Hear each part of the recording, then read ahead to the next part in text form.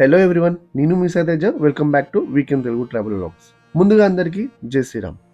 శ్రీరంగం అనగానే మనకి ముందుగా గుర్తుకొచ్చేది తమిళనాడులో ఉన్న శ్రీరంగనాథ స్వామి ఆలయం, లేకపోతే తెలంగాణలో ఉన్న శ్రీరంగపూర్లోని శ్రీరంగనాయక స్వామి ఆలయం. కానీ మన హైదరాబాద్ దగ్గరలో కూడా శ్రీరంగనాయక స్వామి ఆలయం ఉంది అని ఎంతమందికి తెలుసు? అది కూడా 600 ఏళ్ల హిస్టరీ ఉన్న గుడి. అదే మన శ్రీ రంగనాయక స్వామి గుడి. ఈ ఆలయాన్ని శ్రీ గోదా సమేత మన్నారు రంగనాయక స్వామి ఆలయంగా పిలుస్తారు. మరి ఇంకెందుకు లేట్, వీడియోలోకి వెళ్ళిపోదామా? ఈ వీడియోలో శ్రీ రంగనాయక స్వామి టెంపుల్ కి సంబంధించిన అన్ని డీటెయిల్స్ ఇస్తాను. సో మిస్ అవ్వకుండా వీడియో ఎండ్ వరకు చూడండి. ఈ శ్రీరంగనాయక స్వామి టెంపుల్ మన హైదరాబాద్ దగ్గరలో ఉన్న ఏదులాబాద్ అనే విలేజ్ లో ఉంది. హైదరాబాద్ లో ఉన్న ఉప్పల్ నుంచి 20 కిలోమీటర్స్ దూరంలో ఈ టెంపుల్ అయితే లొకేటెడ్ అయి ఉంది. సో నేను అండ్ నా ఫ్రెండ్తో కలిసి ఇద్దరం బైక్ వేసుకొని ఏదులాబాద్ విలేజ్లో ఉన్న శ్రీ రంగనాయక స్వామి టెంపుల్కి అయితే వెళ్ళిపోయినాం. మేమైతే బాలానగర్ నుంచి స్టార్ట్ అయినాం కాబట్టి మేము వయా సికింద్రాబాద్ ఉప్పల్ మీదుగా వరంగల్ హైవేలో నుంచి వెళ్ళినాం. అలాగే మనం వెళ్ళే రూట్లో ఓఆర్ఆర్ కూడా టచ్ అవుతుంది. ఇన్ కేస్ ఎవరైనా ఓఆర్ఆర్ మీదుగా వస్తే ఎగ్జిట్ నెంబర్ 9 దగ్గర గట్కేస టోల్ పాస్ దగ్గర ఎగ్జిట్ అయ్యి వరంగల్ హైవే వైపు వెళ్ళాలి. అలా ఓఆర్ఆర్ దాటగానే వరంగల్ హైవేలో ఒక 2 కిలోమీటర్స్ దూరంలో సర్వీస్ రోడ్ నుంచి కిందికి వెళ్ళి యూటర్న్ చేసుకొని బ్రిడ్జ్ కింద నుంచి స్ట్రైట్గా ఒక 5 కిలోమీటర్స్ వెళ్ళాలి. మనకి సైన్ బోర్డ్స్ కూడా ఉంటాయి, అవి చూసుకుంటూ వెళ్ళిపోవచ్చు.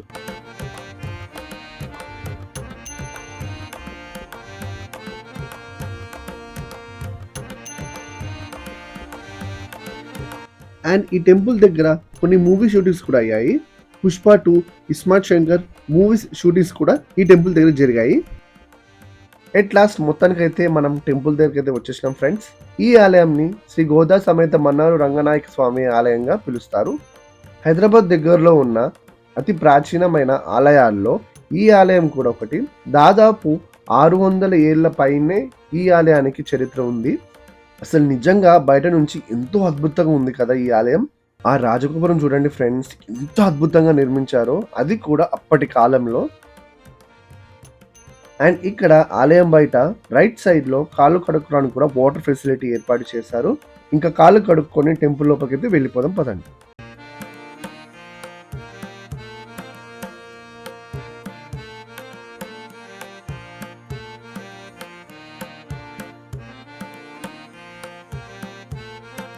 ఆహా, అసలు నిజంగా ఎంత అద్భుతంగా ఈ దేవాలయాన్ని నిర్మించారో, అది కూడా అప్పటి కాలంలో కట్టిన టెంపుల్ ఇది. ఎంతో పీస్ఫుల్ గా, అది కూడా సిటీకి దగ్గరలో ఉంది ఈ టెంపుల్. ఇక గుడి యొక్క చరిత్ర తెలుసుకుందాం పదండి. అయితే అప్పలచార్యులు అనే దేశికుడు దేశీయాటన చేస్తూ మదురై దగ్గరలో ఉన్న శ్రీవిల్లిపుత్తూరుకి వెళ్తాడు. ఆ శ్రీవిల్లిపుత్తూరులో ఉన్న ఆండాలు సమేత రంగమన్నారు ఆలయాన్ని సందర్శిస్తాడు. అలా సందర్శించిన అప్పలాచార్యులు మంత్రముగ్ధుడైపోతాడు. అలాగే ఆ రోజే ఆ ఆలయంలోనే బస చేస్తాడు. అలా అప్పలాచార్యులు నిద్రపోయినప్పుడు ఆయన కలలోకి అమ్మవారు వచ్చి నన్ను కూడా నీతో పాటు రాయపురానికి తీసుకుపో అని చెప్తాదంట. అలా అప్పల దేశికుడు శ్రీవిల్లిపుత్తూరు నుంచి గోదాదేవిని మరియు రంగనాయక స్వామి విగ్రహాలని తెచ్చి ఈ ఏదులాబాద్లో ఉన్న శ్రీ వేణుగోపాల స్వామి గుడిలో చిన్న గర్భగుడి కట్టించి పూజలు చేస్తుండేవాడట. అయితే ఏదులాబాద్ని పూర్వకాలంలో రాయపురంగా పిలిచేవాళ్ళు. అండ్ అది కూడా ఇక్కడ గరుడ పక్షులతో ఒక పెద్ద అడవే ఉండేదట.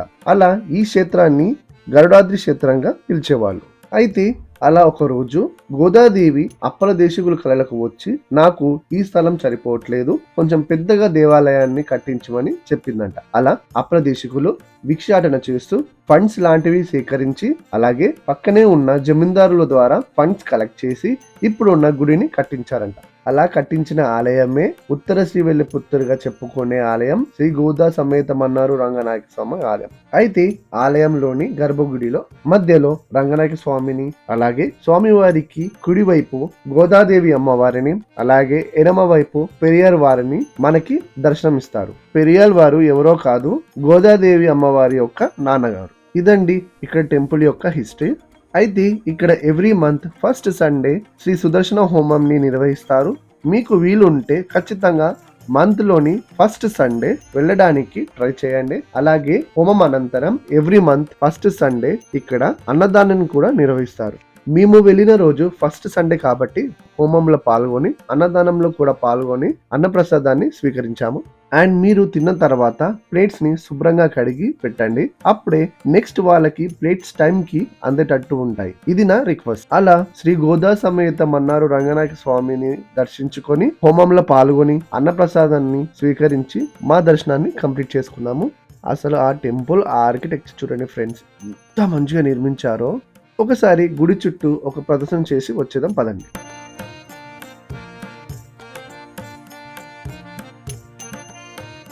ఆహా! అసలు నిజంగా ఎంతో అందంగా ఈ దేవాలయాన్ని నిర్మించారు. ఆలయంలో గోడల పైన కొన్ని విగ్రహాలను కూడా అమర్చారు. చూసారా ఫ్రెండ్స్? ఒక్కదానికి ఒకటి అసలు పోలికలే లేవు. అండ్ ఇక్కడ శ్రీ వైష్ణవులకు సంబంధించిన 91వ స్వాదయ జ్ఞాన యజ్ఞాన్ని కూడా మనం దర్శించుకోవచ్చు. అండ్ ఇక్కడ మనం ఏదైనా కోరిక కోరుకొని ఇక్కడ ఉన్న స్టాండ్కి ముడుపు కడితే 1 year లోపు మన కోరిక నెరవేరుతుందంట. అలా కోరిక నెరవేరిన తర్వాత మళ్ళా వచ్చి ఆ ముడుపుని విప్పేయాలంట. అలా ఆ ప్రాసెస్ కంప్లీట్ అయినట్టు. అండ్ గుడి లోపల ఉన్న ఈ గర్భగుడితో పాటు మండపంతో సహా రథశాల అని పిలుస్తారు. అందుకే అటువైపు ఇటువైపు 2 చక్రాలను పెట్టారు. అలాగే రథశాలకి ఆపోజిట్ లో లెఫ్ట్ సైడ్ లో శ్రీ రామానుజాచార్యుల వారిని, అలాగే రైట్ సైడ్ లో శ్రీ గోదాదేవి అమ్మవారి విగ్రహాలను కూడా మనం దర్శనం చేసుకోవచ్చు. గోదాదేవి అమ్మవారిని తమిళనాడులో ఆండాలుగా పిలుస్తారు. అండ్ ఇక్కడ పైకి వెళ్ళడానికి 2 దారులు కూడా ఉన్నాయి. కానీ నేను వెళ్ళిన రోజు లాక్ వేశారు, సో నేను పైకి వెళ్ళలేదు.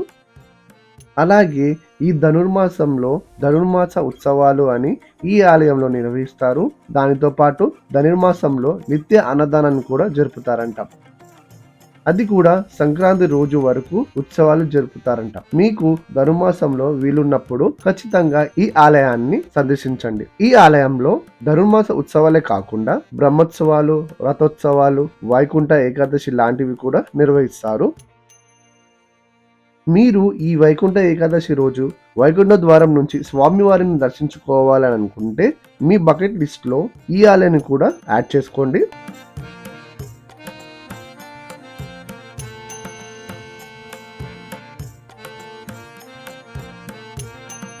అండ్ అలాగే పక్కనే ఉన్న శ్రీ వేణుగోపాల స్వామి టెంపుల్ ని కూడా సందర్శించి ఆ శ్రీ వేణుగోపాల స్వామిని కూడా దర్శించుకున్నా.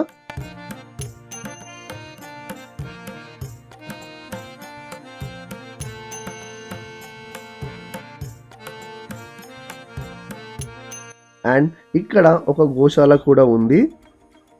కుదిరితే మీరు కూడా వెళ్ళి కొంచెం దానా వేసి కొద్దిసేపు కాలక్షేపం చేయండి. కొంచెం మైండ్కి పీస్ఫుల్గా ఉంటుంది.